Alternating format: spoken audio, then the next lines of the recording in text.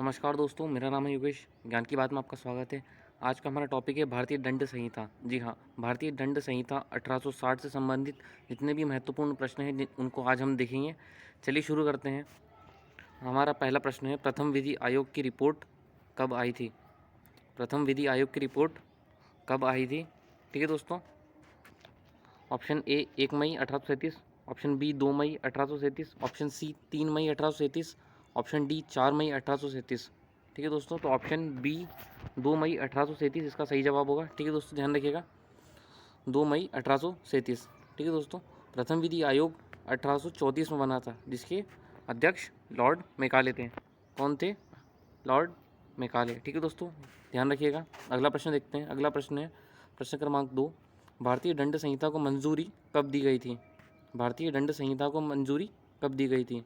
ठीक है दोस्तों, तो ऑप्शन ए 6 अक्टूबर 1860 इसका सही जवाब होगा। ठीक है दोस्तों, ध्यान रखिएगा, 6 अक्टूबर 1860।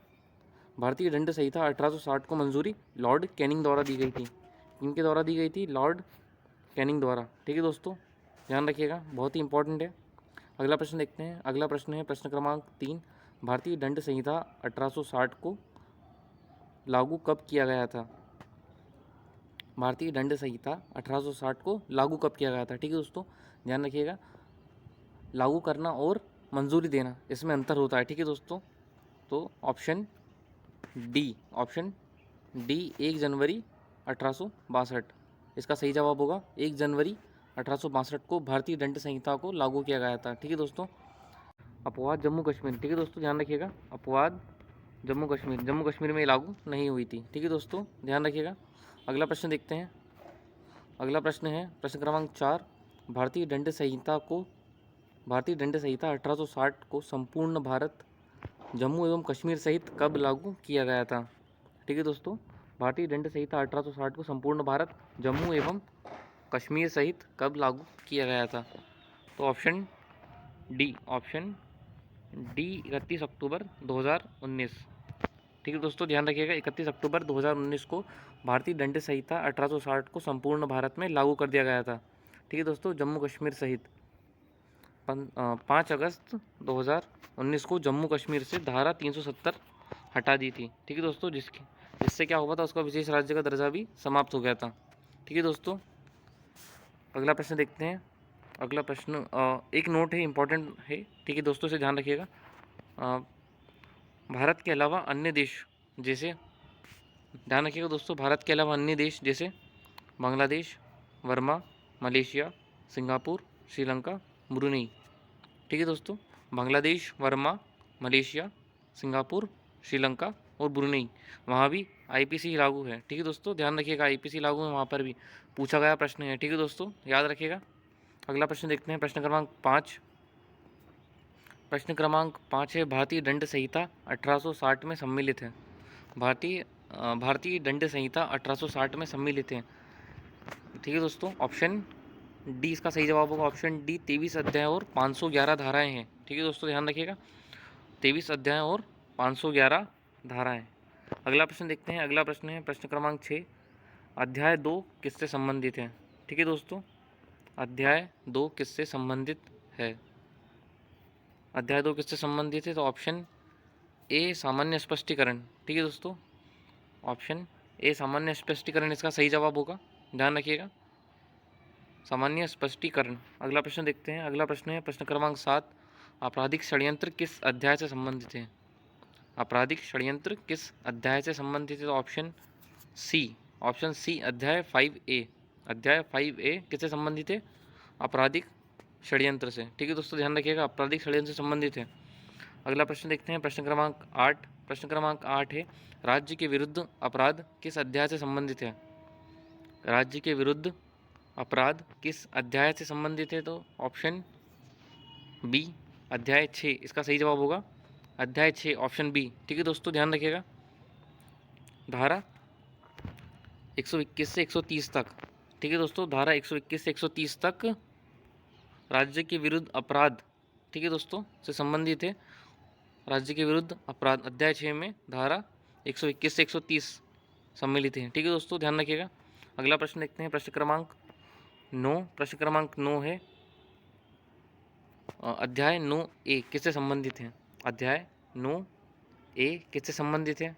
ऑप्शन डी चुनाव संबंधी अपराध अध्याय 9A से संबंधित है। ठीक है दोस्तों, ध्यान रखिएगा 9A से संबंधित है।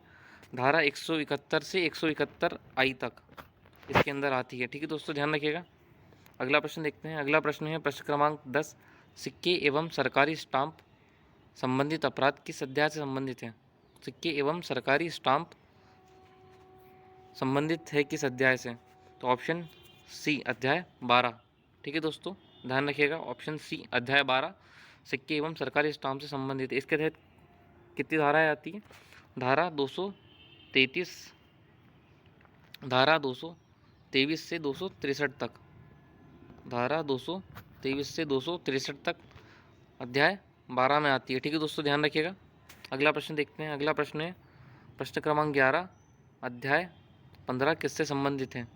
अध्याय 15 किससे संबंधित है? ऑप्शन डी धर्म से संबंधित अपराध से संबंधित है। ठीक है दोस्तों, धर्म से संबंधित अपराध आएंगे इसके अंदर अध्याय 15 में। इससे जुड़ी कौन सी धारा है दोस्तों? तो धारा 295 से 298 तक किसके अंदर आती है? अध्याय 15 धर्म से संबंधित है। ठीक है दोस्तों, ध्यान रखिएगा। अगला प्रश्न देखते हैं प्रश्न क्रमांक 12। प्रश्न क्रमांक 12 है मानव शरीर को प्रभावित करने वाले अपराध किस अध्याय में आते हैं? मानव शरीर को प्रभावित करने वाले अपराध किस अध्याय में आते हैं? तो ऑप्शन ए अध्याय 16। ठीक है दोस्तों, अध्याय 16 के तहत अध्याय 16 के अंदर मानव शरीर को प्रभावित करने वाले अपराध आते हैं। ठीक है दोस्तों, इसके अंदर धाराएं कौन कौन सी आती हैं, कहाँ से कहाँ तक आती है? तो धारा 299 से 277 तक। ठीक है दोस्तों, 377 तक, सॉरी 377 याद रखिएगा, 377। अगला प्रश्न है अगला प्रश्न है प्रश्न क्रमांक 13, अध्याय 20A। अध्याय 20A किससे संबंधित है? ऑप्शन डी पति या पत्नी के संबंधियों द्वारा निर्दयता से, पति या पत्नी के संबंधियों द्वारा निर्दयता से। ठीक है दोस्तों, ध्यान रखिएगा। इसके अंदर कौन सी धारा आती है? तो धारा 498A। धारा 498A किस में आती है? अध्याय 20A। ठीक है दोस्तों, ध्यान रखिएगा। अगला प्रश्न देखते हैं प्रश्न क्रमांक 14, मानहानि किस अध्याय से संबंधित है? मानहानि किस अध्याय से संबंधित है? तो ऑप्शन सी अध्याय 21 से। अध्याय 21 किससे संबंधित है? मानहानि से। ठीक है दोस्तों, मानहानि से। इसमें धाराएं कौन कौन सी आती हैं, कहाँ से कहाँ तक आती है? तो धारा 499 से 502 तक किस में आती है? अध्याय 21 में। ठीक है दोस्तों, ध्यान रखिएगा। अध्याय 21 किससे संबंधित है? मानहानि से। अगला प्रश्न देखते हैं। अगला प्रश्न है मेंसरिया क्या है? मेंसरिया क्या है? तो ऑप्शन ए दोषपूर्ण आशय जो है वो मेंसरिया कहलाता है। ठीक है दोस्तों, बहुत ही इंपॉर्टेंट प्रश्न है, बहुत ही इंपॉर्टेंट। ठीक है दोस्तों, ध्यान रखिएगा। इसी प्रकार हमारे सभी प्रश्न खत्म होते हैं। Thanks for watching. जय हिंद।